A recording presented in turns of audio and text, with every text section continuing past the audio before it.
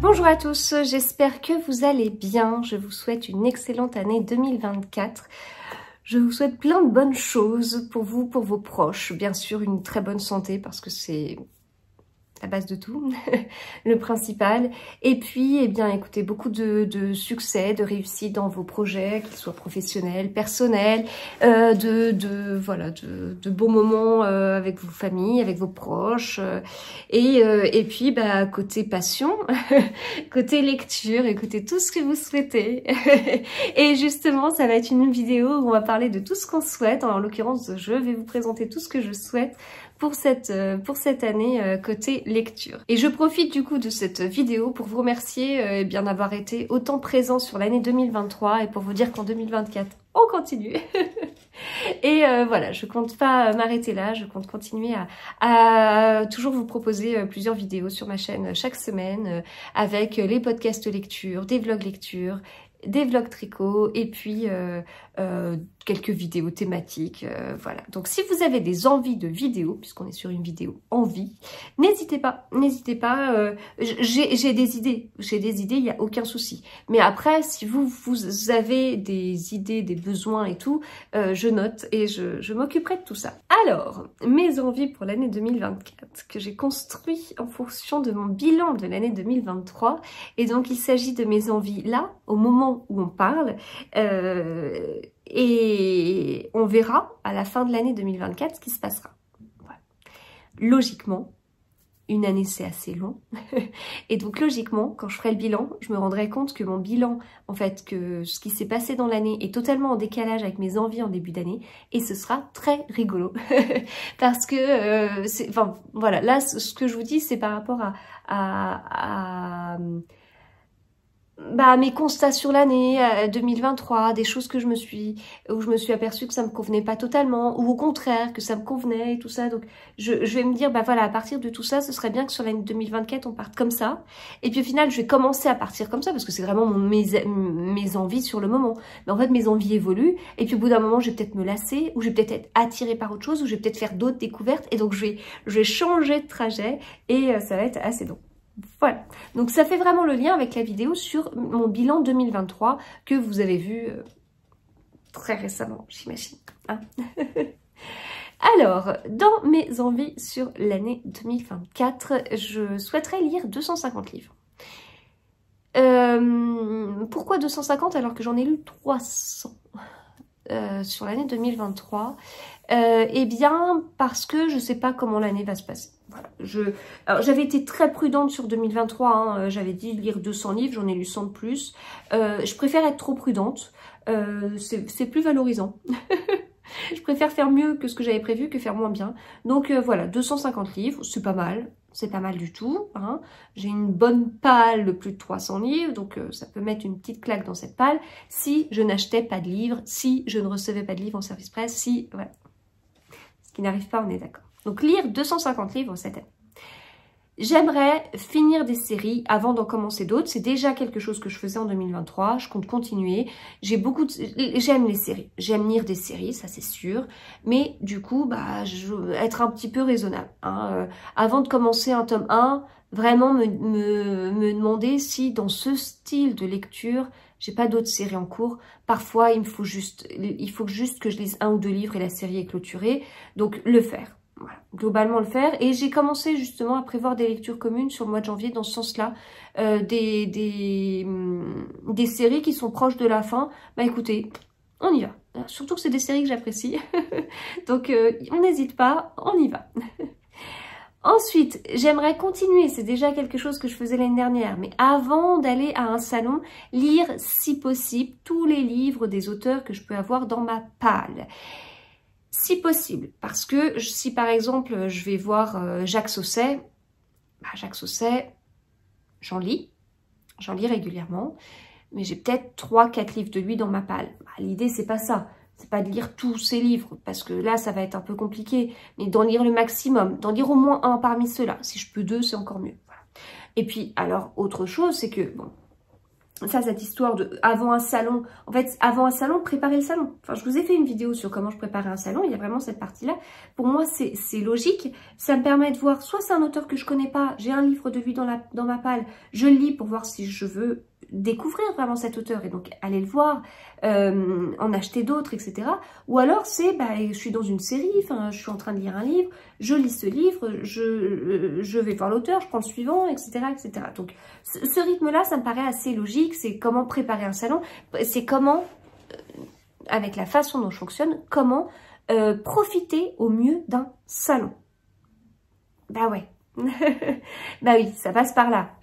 Je suis toujours un peu surprise de personnes qui s'investissent beaucoup financièrement au niveau du temps pour aller dans un salon et qui arrivent dans un salon et qui vont voir que des petits auteurs et qui les lisent pas forcément par la suite, ou alors qu'il y avait ces auteurs-là qui auraient eu la possibilité de les découvrir avant, qui l'ont pas fait, et tout. Enfin, chacun fait comme il veut. Et il y en a beaucoup qui fonctionnent comme ce que je viens de vous dire. Donc, ils font comme ils veulent, mais moi, je suis toujours surprise parce que ça ne correspond pas à la façon dont je fonctionne. Donc, je sais que ce mode de fonctionnement ne m'ira pas. Voilà. Et donc, après, avec ce que je vous dis, il y a quand même deux choses. Déjà, ok, ça m'intéresse de bien préparer le salon, pour profiter au mieux, etc., etc. En revanche, essayer parfois de me détacher un peu de ça, dans le sens où il y a des auteurs, je sais que je les vois en salon. Il y a des auteurs, je suis habituée à les voir. Donc, quand j'ai un livre dans ma palle 2, je sais que je le sortirai quand je le verrai à un prochain salon. Mais le problème, c'est que quand on arrive au 1er janvier, on ne sait pas quels seront tous les salons jusqu'au 31 décembre, quel auteur ira à quel salon. Voilà, donc je fais le pari que je verrai Bernard Minier dans l'année. Il me reste un livre de lui à lire, je le lirai avant de le rencontrer. Comme ça, quand je le rencontrerai, pour la 50e fois, je pourrais lui parler de ce livre que je viens de lire et ce sera hyper chouette, ce sera frais déjà, parce que je l'aurais pas lu il y a 6 mois, et puis ce sera intéressant au niveau de l'échange. Enfin voilà, je le rencontrerai, j'aurai des questions à lui poser, des choses à lui dire, voilà. Donc ça c'est très bien. Mais derrière, il y a des auteurs comme Cédric Cyr, Claire Favant, des auteurs que j'ai vus à des salons très régulièrement. Et donc j'ai des livres dans ma palle et je me dis, voilà, je les lirai la prochaine fois que je les verrai. Ouais, mais je les vois pas. Et c'est notamment le cas pour Cédric Cyr. Et du coup, ma palle grandit parce que j'avais des livres dans ma wishlist de lui, parce que c'est un auteur que j'apprécie. J'en ai pas lu tant que ça, je crois que j'en ai lu 3 de lui. Je les ai tous aimés, hein. Tous ceux que j'ai lus, je les ai aimés. Mais faut que je me détache des fois de ça. C'est-à-dire que voilà, du Cédric Cyr, j'en ai beaucoup. Il faut pas que j'attende de le voir en salon. Parce que je l'ai attendu longtemps et il est pas venu. Je suis pas sûre de l'avoir vu en 2023. Donc voilà, des fois me détacher quand même un petit peu de ça. Et puis en fait, il y a aussi autre chose qui va rejoindre les salons parce que globalement, j'aime les polars, j'aime beaucoup les polars et justement l'une de mes autres envies c'est de m'éclater en lisant des polars cette année, de continuer à m'éclater, notamment avec les polars nordiques que j'ai totalement redécouvert cet été, que j'adore. Enfin, j'avais oublié à quel point ce genre était excellent. Donc voilà, continuer à m'éclater avec des polars nordiques. Et alors, en l'occurrence, les auteurs de polars nordiques, j'en vois pas tous les 4 matins. Donc là, c'est vraiment des livres que je peux lire sans attendre forcément un salon, sauf s'il y a un salon où j'ai l'occasion de les voir, bien évidemment, et peut-être que ce sera le cas. Et il y a aussi autre chose avec les salons, c'est que les salons vont me permettre de découvrir d'autres auteurs. Et plus je lis d'auteurs, plus je me mets à jour et plus je peux en découvrir d'autres, etc., etc. Et donc, eh bien, continuer à faire des découvertes d'auteurs grâce au salon. Et pourquoi pas un jour... le rêve ultime, aller à un salon et je connais tous les auteurs, j'en ai déjà lu de chacun. Alors, je suis pas forcément à jour partout, mais en tout cas, je connais tous les auteurs. Et ça, ce serait chouette. Un salon où je peux aller, où je connaîtrai tous les auteurs. Et donc, continuer mes découvertes d'auteurs, mais en fait, en découvrant des auteurs dans les salons, je vais continuer à me perfectionner, entre guillemets, sur la partie des auteurs de polar de maintenant, donc et francophone. Et sur ça, je pense que j'ai déjà pas mal de connaissances. Je pense que je suis déjà assez à jour. Je pense que si je vous parle d'Alexis Leipzger, de Jérôme Loubry, voilà, ce sont des auteurs que je connais, Nicolas Druard, voilà, il y a plein d'auteurs comme ça. Petroni Rostagna, Christelle Duchamp, Cécile Cabanach, des auteurs de maintenant. Je suis à jour. Je suis globalement à jour, totalement dans l'actualité et tout ça, il n'y a pas de souci. Donc, si je continue à faire des découvertes lors de salons, c'est-à-dire que je vais continuer à me perfectionner dans ces auteurs-là. Ce qui est très bien. Voilà. Cependant, il ne faut pas que j'oublie les autres auteurs. Quand j'ai fait ma vidéo sur mes 40 polars préférés, eh bien, je vous ai reparlé d'auteurs que j'aimais bien, comme Andrea Japp, par exemple. Je vous ai parlé aussi de Karine Guébel. Eh bien, c'est des auteurs, enfin, Karine Guébel, on la voit peu en salon. Eh bien, quand même, ne pas l'oublier, en fait. Et donc, toute cette génération d'auteurs qui existaient avant ceux qu'on voit beaucoup en salon, eh bien, continuez à les lire. Et puis, ne pas oublier aussi les auteurs de polar étrangers, que je peux oublier parce que les salons, mais aussi les événements littéraires qui sont organisés par les maisons d'édition, événements littéraires privés auxquels j'ai la chance d'être invitée, eh bien, c'est souvent des auteurs de maintenant, de francophones, etc., etc. Donc, voilà, ne pas oublier ce qui n'est pas dans mon scope, donc les auteurs de polar étrangers. Polar nordique, c'est bon, mais il y a aussi tous les autres. Donc, mon challenge polar autour du monde peut tout à fait aider à ça. Ne pas oublier les auteurs francophones qu'on voit moins et que j'aimais, que j'appréciais il y a quelques temps. Voilà, donc tout ça, c'est élargir ma connaissance. Et j'irai même encore plus loin.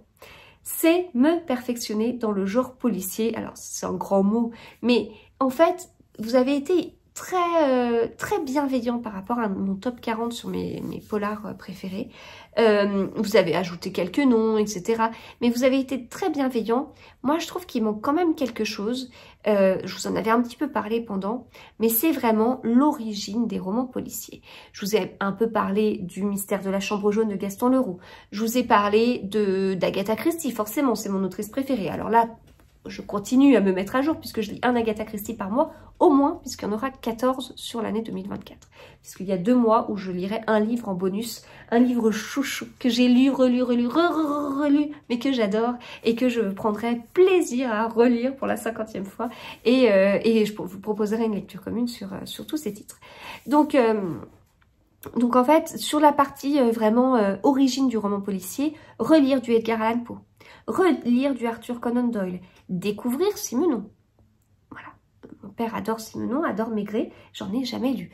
Donc voilà, ça fait partie d'auteurs que j'aimerais découvrir ou redécouvrir pour avoir vraiment quelque chose de très large. Les auteurs de maintenant francophones, c'est bon. Je continue et je continuerai naturellement en allant au salon, comme je vous disais. Les auteurs étrangers, j'ai tendance à les oublier. Polar nordique, je ne les oublierai pas parce que j'ai redécouvert le genre, mais les autres, j'ai tendance à les oublier. Y penser. Les auteurs francophones qui sont un peu moins à la mode maintenant, mais qui l'étaient il y a quelques années, aller aussi là-dedans. Enfin voilà, vraiment élargir mes connaissances sur ce genre que j'aime beaucoup. Voilà. Et puis, je n'oublie pas bien sûr les Cozy Mystery, et je compte bien continuer mes séries de Cozy Mystery que j'aime bien pour être à jour. Et être à jour dans une série me permettra d'en découvrir une autre, etc. Voilà. Et puis, malgré tout ça, un dernier point, une dernière envie, ne pas oublier de temps en temps un autre genre. Pourquoi pas un young adulte? J'en ai lu quelques-uns, pas beaucoup, mais ce que j'ai lu était pas mal. Pourquoi pas un roman historique de temps en temps, etc. Voilà. Donc ne pas lire non plus que du polar, mais surtout il y a quand même beaucoup d'auteurs et d'autrices que j'apprécie en littérature contemporaine. Donc ne pas les oublier, continuer à découvrir, etc. Mais voilà. Donc en fait c'est... en résumé, c'est m'éclater sur l'année 2024. Hein. Mais dans les points que je vous ai dit, il y a le fait de lire 250 livres, le fait de finir des séries avant d'en commencer d'autres, le fait de bien préparer les salons en lisant les livres des auteurs que j'ai dans ma palle, m'éclater en lisant des polars avec les polars nordiques, continuer à faire des découvertes d'auteurs, ne pas m'empêcher de lire certains auteurs qui sont dans ma palle en espérant les voir à des salons alors que c'est pas le cas, me perfectionner dans le genre avec les Edgar Allan Poe, Poe, Arthur Conan Doyle, etc., etc., etc. Et ne pas oublier qu'il y a d'autres genres que j'apprécie, comme romans historiques, certains livres de littérature contemporaine, du young adulte, et puis bien sûr à la période de Noël, moi j'adore les comédies romantiques de Noël, et donc tout au long de l'année, comme ça, saupoudré de livres comme ça au milieu de polars et de thrillers. Voilà, je vais m'arrêter là. J'espère que cette vidéo vous a plu. N'hésitez pas à me dire, vos envies. Je vous ai pas parlé d'envie concernant ma pâle. Ma pâle se porte bien, elle va très bien. Elle fait sa vie. C'est ce que je lui avais demandé. J'avais dit, laisse ta pâle vivre sa vie. Voilà. Il y a un seul truc, c'est que j'ai quand même beaucoup de place pour mettre mes livres. Faut pas que ça déborde. J'ai quand même, j'ai une grande maison, j'ai une grande salle à manger. Je peux garder tous mes livres. J'ai plus de 300 livres dans ma palle. Je me suis organisée entre les livres que je prends en photo en avance, les livres que je prends pas encore en photo. J'ai un petit chariot pour ma palle vraiment très prioritaire, etc. Enfin, ma palle est dans trois sas différents. Il y a la palle que j'ai déjà prise en photo et la palle déjà prise en photo qu'il faut que je lise tout de suite, quoi. Donc, c'est assez bien organisé et tout. C'est juste que ma maison va pas être extensible et au bout d'un moment, ça passera plus. Donc, si ça passe plus, bah, ce sera peut-être du tri. Voilà. C'est comment s'organiser parce que j'ai pas envie d'en avoir partout et tout ça. Si au bout d'un moment, j'ai pas le livre et tant pis. Au pire, je le rachèterai dans quelques années si vraiment ça me titille. Mais bon. Voilà, donc à vous. À vous de me dire quelles sont vos envies. C'est pas des résolutions à suivre à la lettre et tout, c'est des envies. Quel est votre état d'esprit? Qu'est-ce que vous aimeriez pour cette nouvelle année dans votre passion? Ça, vous y arrivez, tant mieux. Vous y arrivez pas parce que ça vous intéresse plus d'aller dans cette direction, vous avez choisi une autre direction. Bah c'est chouette aussi parce que c'est ça la vie. Hein. Tout n'est pas figé, organisé et millimétré. Hein. C'est aussi se laisser la porte ouverte pour des découvertes. Et en lecture, on attend que ça quelque part. Voilà. Bon, eh bien écoutez, je vous souhaite encore une excellente année 2024 et on se retrouve très vite pour une vidéo sur les envies tricot et puis bah après on reprendra le rythme habituel des podcasts de lecture, des vlogs, etc., etc. À très vite et encore merci pour tout pour l'année 2023.